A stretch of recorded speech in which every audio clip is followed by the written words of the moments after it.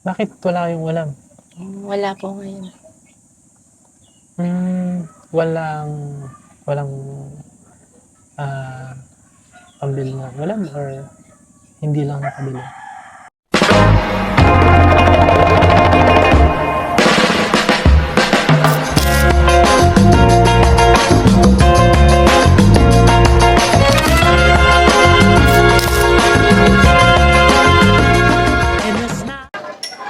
Sobrang dami pong tao dito ngayon, no? Merong event po kasi yung munisipyo para dun sa mga residente nitong pinagbayanan. Ayan po, ang dami mga bata na beneficiary nung kanilang ibinibigay sa munisipyo. Ayan.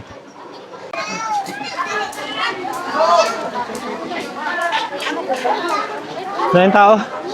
Ayan na. Marami pong mga katutubo na na bumaba sila dito sa bayan pinagbayanan. Karamihan po sa kanila ay nakatira doon pa sa mga karatig na sitio. Pero bumaba po sila ngayon. Dito pala.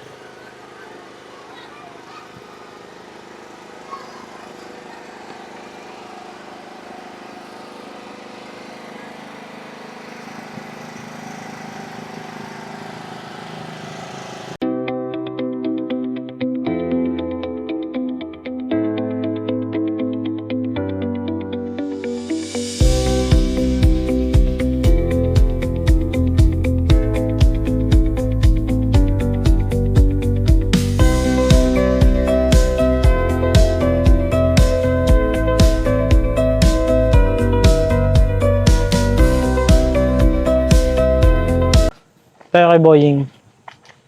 Si Boying.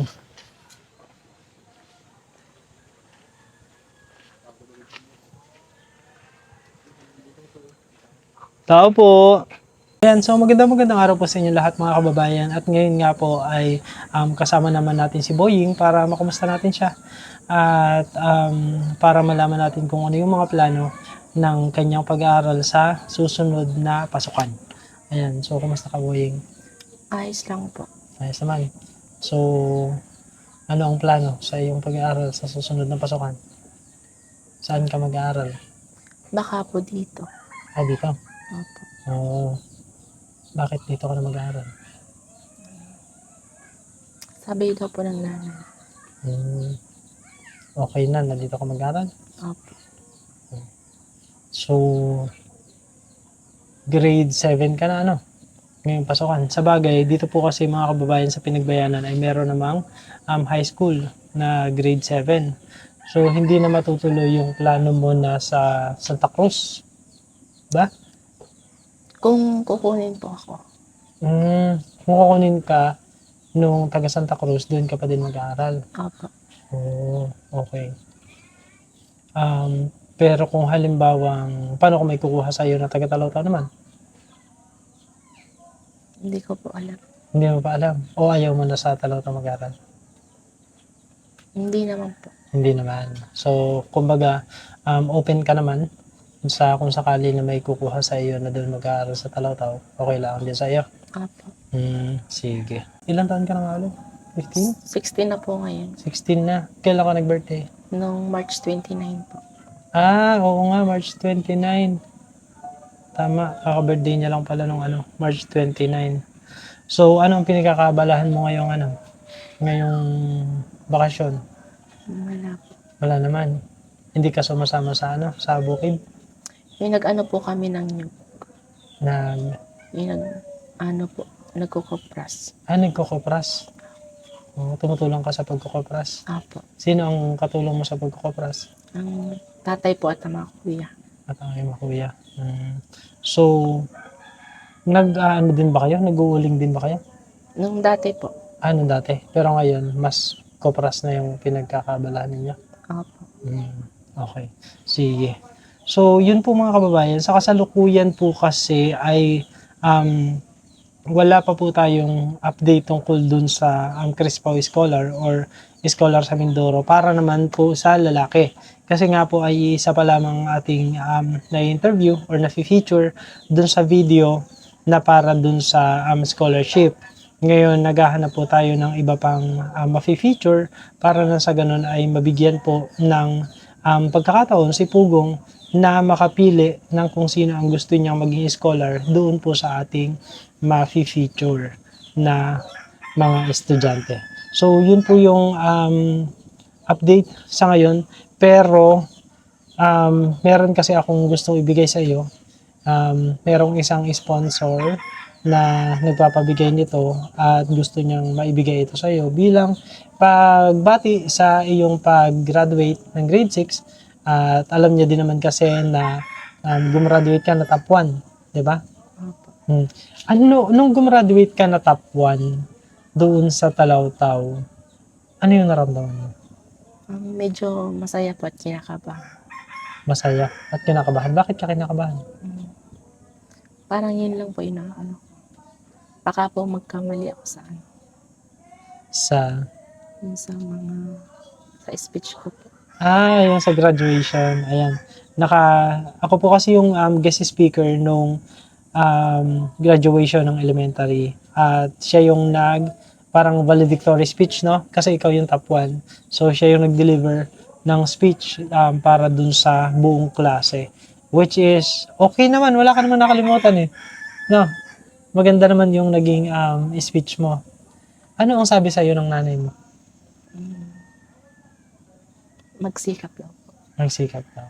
Proud ba siya sa'yo? Opo. How about si tatay? Ano sabi ni tatay? Wala po. Bakit wala? Wala po yung sinasabi sa akin. So ano lang, tahimik lamang si tatay. Opo. So hindi siya, hindi masyadong vocal sa kung ano yung nararamdaman niya. Madalas ba nandito si tatay o mas madalas na nasa bukid siya? Mas madalas po nasa bukid. Pero umuwi ba siya kada hapon? Minsan po din, nandun na po natutulog. Doon na natutulog. So, kayo lamang yung naiiwan Opo. dito. Tapos yung mga kapatid mo, ang kasama mo dito. Opo. Okay. Meron po tayong gustong ibigay kay Boying. Ito po ay galing naman kay Tita Moscow. Tita Moscow, maraming salamat po sa inyong ibinigay dito sa ating mga estudyante na na-feature. At ngayon ay kunin ko muna para mabigay natin sa kay Boying.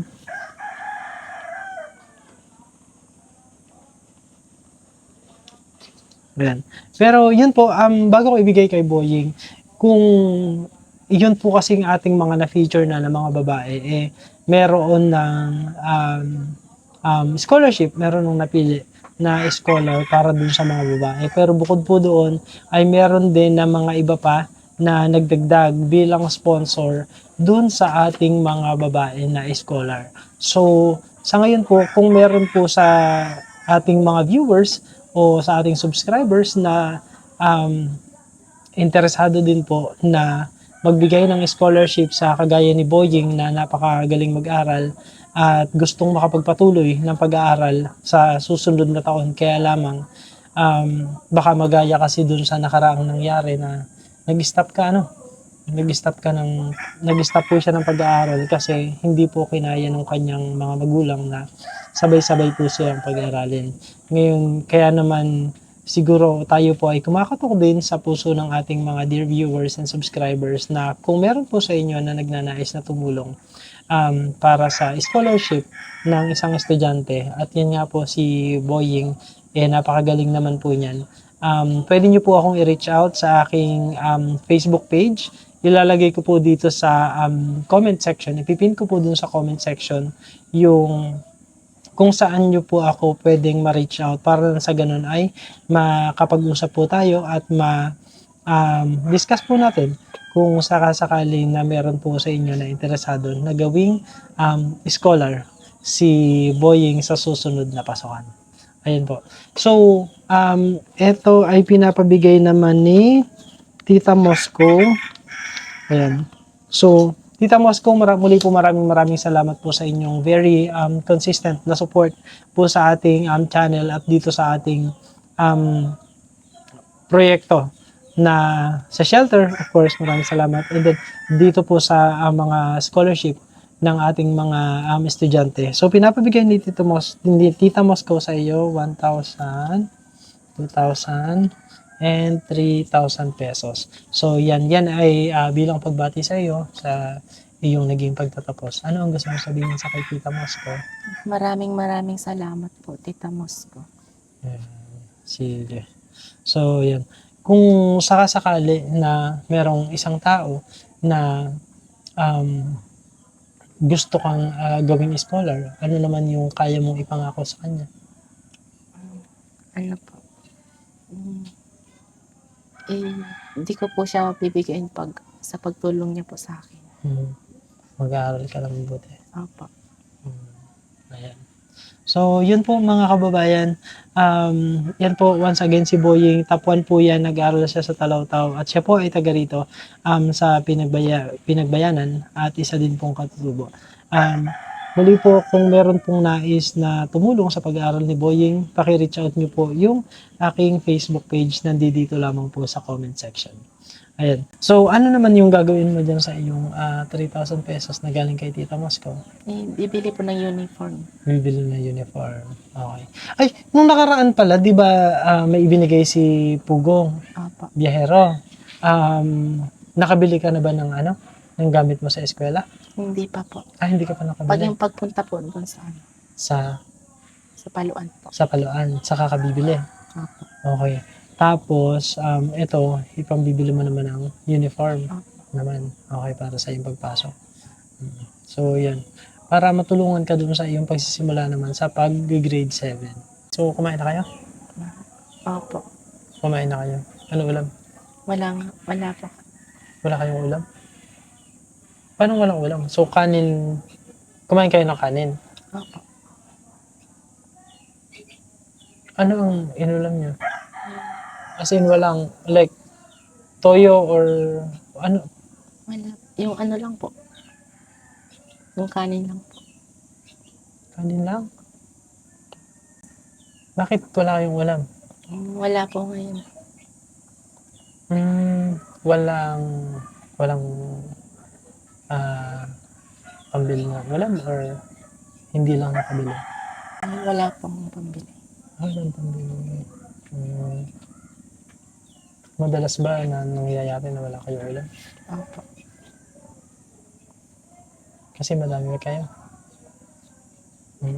Ilan nga ulit kayo? 11 po. 11. Tapos ilan kayong nandito na kumakain dito? Ano po? 10 po. 10. Kasama si nanay at tatay. Doon sa 10.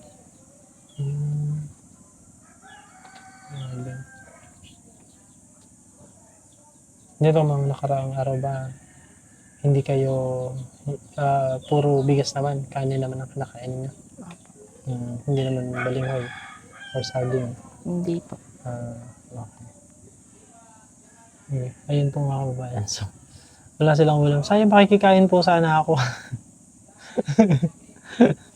Ayan. Pero pwede ka nang makabili ng ulam para mamayang gabi kung meron kayong kasi for sure naman yan naman ay sobra para dun sa iyong pambili ng gamit, o kaya ng uniform. So, kahit pa paano siguro makabili ka ng ulam para sa hapunan, no? Muli po mga kababayan, kung nasa saang panig man po kayo ng mundo, gusto ko lamang pong iparating ang aming pasasalamat. Magandang umaga, magandang tanghali, magandang gabi, magandang araw po sa inyong lahat. At ang lagi po naming prayers, tayo pong lahat ay i-bless ni Lord. God bless us all and thank you everyone. Have a good rest of your day. Thank you. Bye. Say bye-bye. Thank you once again, Tita Mosco. Thank you po.